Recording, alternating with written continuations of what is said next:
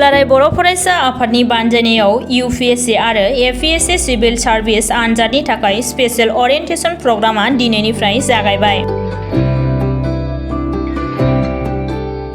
हादरारि थाखोनि आरो रायजोआरि गोजौ थाखोनि साख्रि थिसनथाइ आनजाद जेरै UPSC आरो APSC सिभिल सार्भिस आनजादफोराव उथ्रिनो हानानै ओनसोलनिफ्राय जर'खायै बर' हारिनिफ्राय बांसिन IAS, IPS, SCS मावख'गिरिफोर सोरजिनायनि थांखिजों एबसुनि बानजायनायाव UPSC,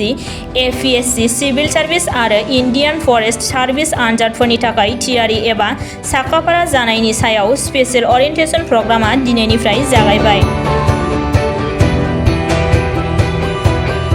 UPSC आरो APSC आनजाद होनो हास्थायग्रा गोबां लाइमोनफोरनि बाहागो लानायाव दिनै क'क्राझार सहरनि क'क्राझार बिगियान फरायसालिमानि अडिट'रियाम हलाव स्पेशल ओरिएन्टेशन प्रग्रामखौ खुंनाय जायो। दिनैनि बे ओरिएन्टेशन प्रग्रामखौ बेखेवनानै होयो बारग' SCS मावख'गिरि आरो APPSC नि बारग' सोद्रोमा प्रफुल्ल हाज'वारिया।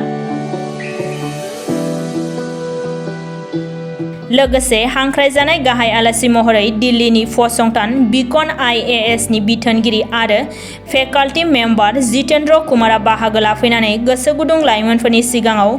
UPSC आनजादखौ उथ्रिसार जानो थाखाय माबायदि थियारि खालामनांगौ, माबायदि फरायनांगौ बेफोरनि बागै गुवारै सोंनाय फिन्नायनि गेजेरजों बोसोन होयो।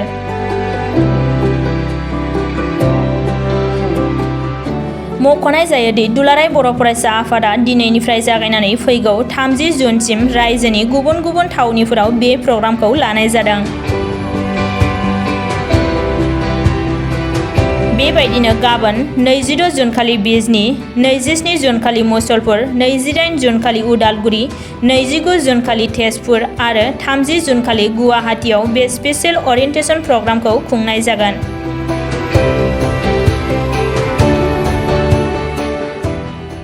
दुलाराय बर' फरायसा आफादनि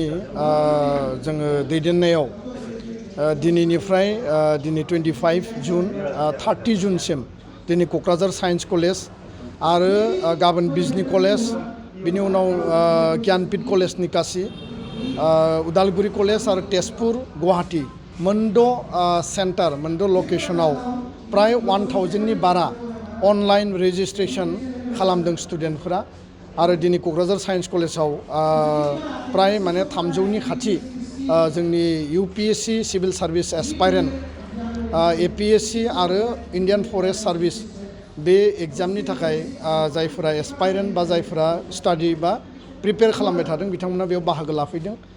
दुलाराय बर' फरायसा आफादा 2012 निफ्राय जोङो ओरिएन्टेशन हाबाफारिखौ स्टार्ट खालामदों आरो जोंनि ओरिएन्टेशनाव जोङो स्टुडेन्टफोरखौ मटिभेशन होनाय, गाइडेन्स होनाय, बिथांमोनखौ जोङो बोरै फेसिलिटेट खालामनो हायो आरो जोंनि जायगायाव जायफोर गोदान IAS, IPS मोननाय गोदान अफिसारफोर फैदों डिस्ट्रिक्ट लेभेलाव SP बा एडिशनेल SP, सोरबा DC, SDO सिभिल आरो लोगोसे बिदि माने जायफोर गोजाम, जायफोर माने रिटायार्ड जाबाय, मोस्ट एक्सपिरियेन्स बिथांमोनखौ लानानै सिगांनि समाव जों खालामबाय थादोंमोन। नाथाय जोंनि स्टुडेन्टफ्रा जोंखौ आपिल होदोंमोन जे जोंनो कचिं नांगौ आरो कचिंनि जोंनो गाइडेन्स नांगौ। दा बेखायनो एबाराव दिल्लीनिफ्राय जोङो फेकाल्टी लिंहरनाय जादों आरो बिथाङा कचिं इनस्टिटिउटआव माबायदि फोरोंनाय जायो बिनि मोनसे गाइडेन्सखौ होगोन। बिकन IAS नि डाइरेक्टर जितेन्द्र भरद्वासी बिथाङा दिनै जोंजों दङ आरो दिनैनि हाबाफारियाव APSC नि फर्मार मेम्बार प्रफुल्ल हाज'वारि मानगोनां बिथाङा दङ। बिथाङा सासे रिटायार्ड ACS अफिसार आरो बेजों लोगोसे क'क्राझार जिल्लानि यां माने सासे IPS अफिसार SP प्रटिक टुबे बिथाङा दसे उनाव बाहागो लागोन। जों आसामनि ADGP स्पेशल ब्रान्चनि हिरेननाथ बिथांखौ लिंदोंमोन। गुवाहाटीयाव अम्बुबासि मेला आरो बायदिसिना सिटुएशननि थाखाय बिथाङा बेयाव माने दिनै बाहागो लानो हायाखै, नाथाय मोनद' लकेशननि बबेबा नङा बबेबा लकेशनाव बिथाङाबो बाहागो लागोन। दा जोंनि गुबै थांखिया जाबाय जे गोलाव सम सोमावसारबाय, आन्दलन जाबाय, आर्मस मुभमेन्ट जाबाय बेयाव आरो डेम'क्रेटिक मुभमेन्ट जाबाय। दा बे थासारियाव गोबां जोंनि एजुकेशन सिस्टेमा माखासे स्टुडेन्टआ गोसो होनानै फरायलांदों, माखासेया आन्दलननि थाखाय बायदिसिना थासारिनि थाखाय जोङो मोजाङै सुबिदा मोनासै बा फरायनाया खावसे जादों आद्रा जादों नाथाय दा मोनसे पिसफुल इनभाइरनमेन्ट खेबसे बिटिसि एकर्ड जाबाय 2003आव बिनि उनाव बिटिआर एकर्ड जाबाय 2020आव आरो जोंनि ओनसोलनि जि आर्मस मोनसे स्ट्रागल दंमोन बे अलमस्ट बे मोनसे जोबथ'बाय दा बेखायनो इडुकेसनाव क्वालिटि इडुकेसन मोजां जोंनो शिक्षा होनायजों लोगोसे नेशनेल लेभेलाव सार्भिस होनो थाखाय बा ससाइटि लेभेलाव जौगाहोनो थाखाय सिभिल सार्भेन्ट जोंनो जथेस्थ नांगौ जों नुदों जे बिहार आरो इउपिआव मेक्सिमाम सिभिल सार्भेन्ट ओंखारो बा तामिलनाडु बायदियाव करुणानिधिनि हान्जाया सिभिल सार्भिसनि कचिं सेन्टार खुलिदों दिनै जों आसामाव नुदों जे आजमला मेडिकेल इन्जिनियारिंनि थाखायथ' बिथाङा खुलिनानै दंखायो आजमल फाउन्डेसननि गेजेरजों आजमल आइएस एकाडेमिबो बिथाङा स्टार्ट खालामबाय गोबां जायगायाव गावबागाव इनिसियेटिभआव खालामदों जामिया मिलिया इउनिभार्सिटियाव माने इउनिभार्सिटि अथरिटियानो गावनो मोनसे लाइब्रेरि आरो कचिं इनस्टिटिउट खालामदों दा माखासे कचिंनि गेजेरजों क्रेक खालामो इउपिएससि माखासेया उइदाउट कचिं गाव सेल्फ प्रिपेरेसननि गेजेरजोंबो इउपिएससि क्रेक खालामो दा मोननैबो लामाखौ लानानै स्टुडेन्टफोरनि एसपायरेन्टनि जि मोनसे फिलिंस बे फिलिंसखौ क्लियार खालामनो थाखाय दिनै जोङो लिंनानै लाबोदों आरो जों सानो जे फिउचाराव बिटिआर सरकारनि इनिसियेटिभआव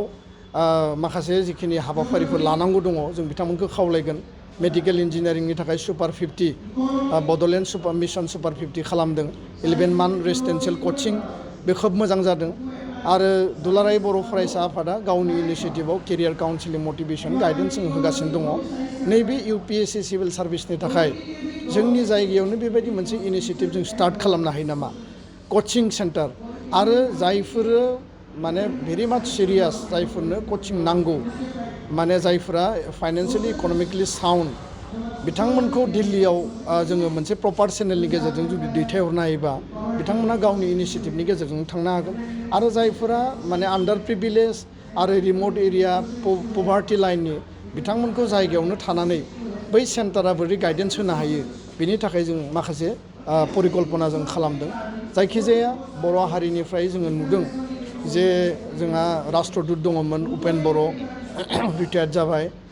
Harishankar Brahma chief election commissioner बिथाङा जादोंमोन रिटायार्ड जाबाय रन्जित शेखर मोसाहारि डिजि एनएससि जादोंमोन मेघालयनि बारग' राज्यपाल बिनि उनाव नोङो भास्कर मोसाहारिनि बाथ्रा आरो फैयै फैयै नोङो बिद्यासागर नार्जारि पिनुएल बसुमतारी बेखिनि केडार माने फोरमान ब्रह्म आरो तापस बसुमतारी दा खोब लिमिटेड नाम्बार देग्लाय आसामाव जों नायोब्ला आसामाव सासेल' आरो जोङो अभारअल जुदि नायोब्ला बर'निफ्राय गैया अल इन्डियानि केटेगरियाव नायोबा ट्राइबेलफोरनि गेजेराव मिनाया बांसिन माने मासि आवग्रियो आरो बिनि उनाव आसामाव जुदि एसटिनि जुदि रेंकखौ नायोब्ला एसटिनि फिगारखौ नायोब्ला इउपिएससि एपिएससियाव मिसिं कमिउनिटिया बांसिन मासि आवग्रिनायखौ जों नुदों दा बेखायनो बर' कमिउनिटिनि पपुलेसना 22 लाखनि बारा आरो दिनै बर' कमिउनिटिया टिचिं लेभेलाव दङ अफिसियेल लेभेलाव दङ मेडिकेल इन्जिनियारिं जायफोरा सिनसियार आरो साउन्ड जायफोरनि फेमिलिया मोजां कम्फर्ट माने मोजाङै फरायहोनो हायो बिसोरो मेडिकेल इन्जिनियारिं चइस खालामो खिन्थु इउपिएससि सिभिल सार्भिस बा एपिएससिखौ टारगेट खालामनायखौ जों खम नुनो मोन्दों दा बेखायनो बेखौ one kind of motivation awareness बिथांमोननि डेडिकेसन बिथांमोननि हार्ड वर्कखौ बोरै जोङो लानानै सिरियास अफ दा सिरियास स्टुडेन्टखौ जों बोरै मदद होनो हायो आरो 11 लाख जि अल अभार इन्डिया एप्लिकान्ट बिनि गेजेराव 10,000 मेन्स क्लियार खालामो बिनि उनाव फाइनेलि नोङो सेलेक्सन जायो 800 बा 1000 11 लाखनिफ्राय नोङो 1000 सेलेक्सन बेसेबां माने काट जायो दा बेखायनो बे नाम्बार्सआव बे केटेगरियाव जोंनि बर' केन्डिडेट बर' स्टुडेन्टफ्रा मासि आवग्रिनांगोन दा बेखायनो एबसुआ जेब्लाबो बे लेभेलनि स्पन्सरशिप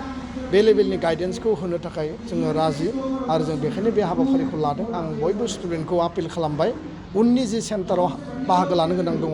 साफ्रोमबो जाहाथे मोजाङै बाहागो लायो आरो खोब मोजां गाइडेन्स जोंनि जायफोर स्पेसियेल इनभाइटेड फेकाल्टि दिल्लीनिफ्राय फैदों आरो लकेल जायफोर अफिसार इनभाइटेडसफोर दङ बिथांमोनाव प्रेजेन्टेसन होदों गोजोन्थों